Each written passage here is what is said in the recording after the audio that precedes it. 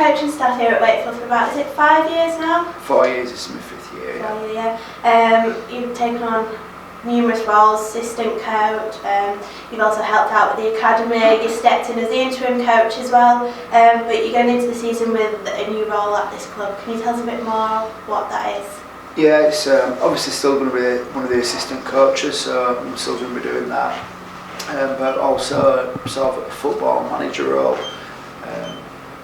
It's going to be a bit of a suck it and see with it, learn as we go along, pick the bits up, but I think after a couple of discussions between Chris and Michael and myself and John as well, I think we thought that things could probably run a little bit smoother.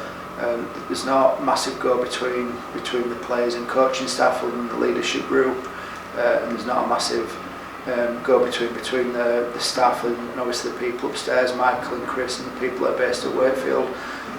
So hopefully I can help with all that.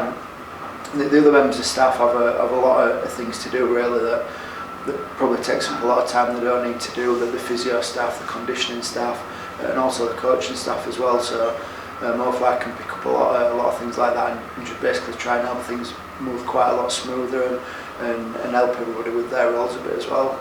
Is there a bit in there of the player welfare side as well? Yeah, I mean Alice Scruton's the full-time player welfare officer, but Alice is on the full-time and she's based at Bellevue, so again that's something that I think will probably develop as time goes on a little bit.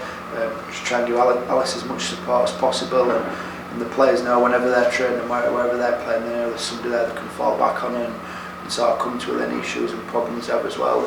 So it's supporting Alice in her job, but also trying to make everybody else feel more comfortable and just try and get everybody so they can do the job, whether it's from a playing point of view or coaching point of view, to try and then help everybody do the job the best they can.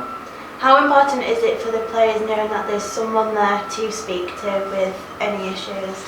Yeah, I think it's important. The players obviously put themselves through quite a fair amount. They don't always through the season work the longest hours in the world, but mentally and physically it has a massive effect. And it's not been no secret that some players in the game have suffered from odd problems here and there. Sometimes it may just be something they need just to fall back on, somebody to chat with. They may need a little bit of help with something, a little bit of advice. Anything at all that we can do to help get the best out of them on the field is what our goals are. Does that also take place for the likes of any personal issues from home rather than just there at the training ground? Yeah, everything. It's just sometimes you see players come and training and sometimes you can tell they're not quite themselves, and the quicker we can find out what the issues are and resolve them, then obviously we can get them happy and enjoying the training rugby again, which again is all leading to try and get the best out of them. So any issues, any problem they've got, they need to feel comfortable and confident they can go to somebody and try and help get to the bottom of whatever problems and issues they've got. Obviously it's slightly different setup here at Wakefield because we've not only just got Chris Chester but John Kieran's coming as well. How different is that for you? Yeah, it's been good. I didn't really know John before, and I'd passed him once or twice before and knew him to say hello to, but I think he's brought massive amounts to us so far.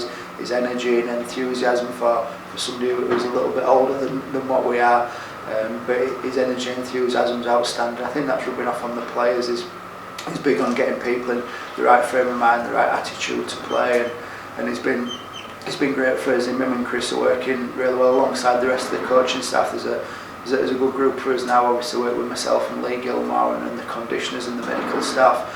We all work really closely together, and I think this pre-season really, I think it's been the best in the time I've been here, not only for what the players have done but how everything's run, and I just think we're feeling really confident now that we're heading in the right direction. I mean, it's just about a month to go, start of the season. We've already had a couple of friendlies, one against Cass on Sunday, and we're also got a training camp as well in Wales.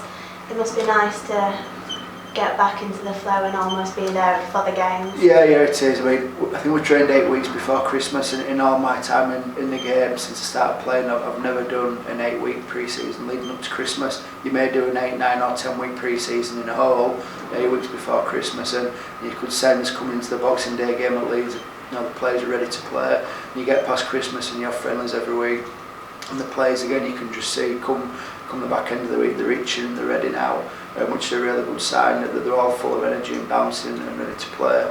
And obviously the camp, I think we're only going for 3 days down to Wales, but it'll be really good just to get away and let the boys spend some time together. I know we've got quite a few new faces in the squad, as well as some of the young kids that have been integrated this year.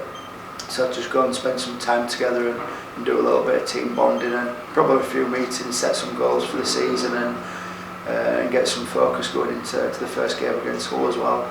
Was there a reason behind bringing the players in early to have that longer start of the pre-season, or was it just the way the dates fell? Yeah, probably a little bit of both. Obviously a couple of years ago we finished in the £1 million game, which naturally takes your season a week longer than what it did do. So we was making the top 8 this year. We knew in our season we're going to finish once we knew we couldn't make the top 4. So the players generally get 5 or 6 weeks off at the end of the season. The players that had been out injured long term or that had quite a bit of development in them, your younger injury players, they all come in a week earlier. So obviously we could get the injured players checked out, make sure they're where they need to be. But to be honest, the injured players have been in with the medical staff all the way through the off-season, 2 and 3 times a week anyway, so they were permanently being monitored. So yeah, probably a little bit of both. A bit of we wanted to make sure that the players are as good as they could be, and probably because we finished a week or 2 weeks earlier than what we possibly have in the past as well.